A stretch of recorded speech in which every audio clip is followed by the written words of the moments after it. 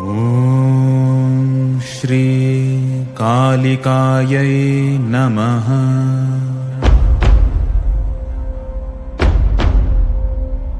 गलद्रक्तमुण्डावली कण्ठमाला महाघोररावासुदंष्ट्राकराला विवस्त्राश्मशानालया मुक्तकेशी महाकालकामाकुला कालिकेयम्।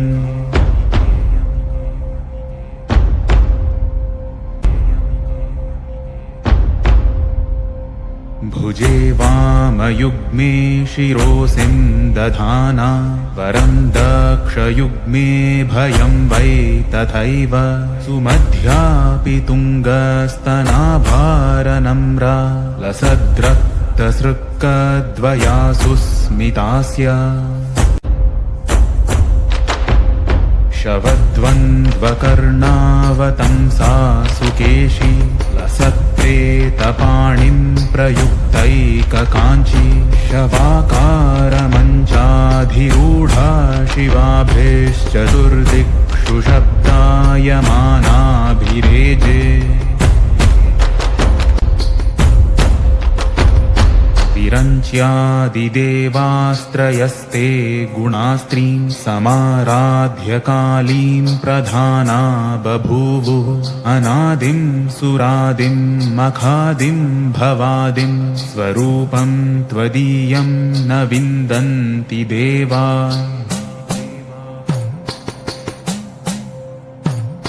जगन्मोहनीयं तु वाग्वादिनीयं सुहृत्पोषिणी शत्रुसंहारणीयं वचस्तम्भनीयं किमुच्चाटनीयं स्वरूपं त्वदीयं न विन्दन्ति देवा।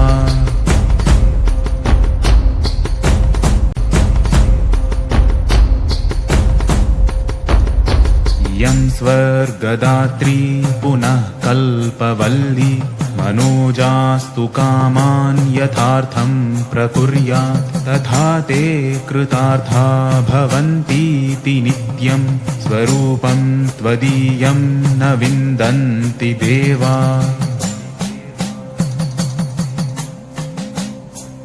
सुरापानमत्ता सुभक्तानुरक्ता लसत्पूतचित्ते सदा विर्भवत्ते जपध्यानपूजा सुधाधौतपङ्का स्वरूपं त्वदीयं न विन्दन्ति देवा।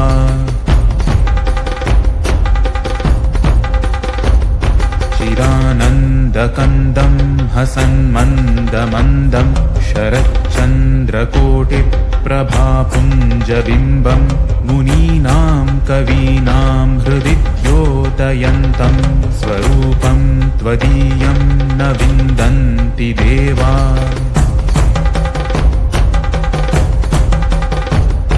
महामेघकाली सुरक्तापि शुभ्रा कदाचित् विचित्राकृतिर्योगमाय न बाला न वृद्धा न कामातुरापि स्वरूपं त्वदीयं न विन्दन्ति देवा।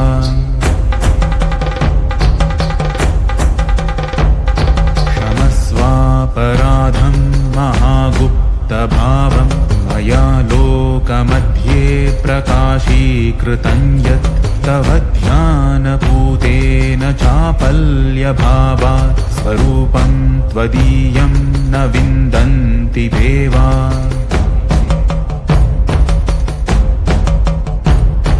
यदि ध्यानयुक्तं पठेद्यो मनुष्यस्तदा सर्वलोके विशालो भवेच्च गृहे चाष्टसिद्धिर्मृते चापि मुक्तिः स्वरूपं त्वदीयं न विन्दन्ति देवा।